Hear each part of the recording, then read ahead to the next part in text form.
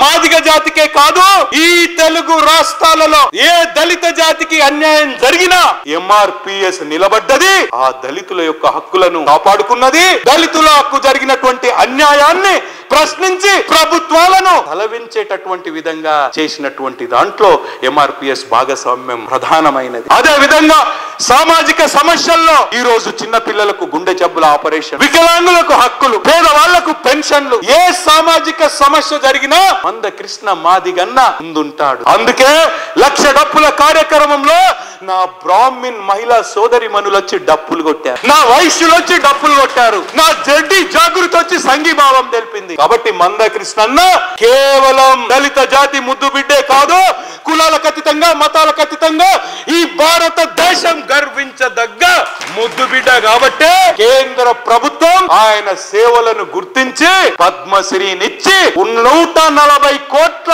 భారత జాతిని, భారతీయులను గౌరవించుకున్నది మిత్రులారా.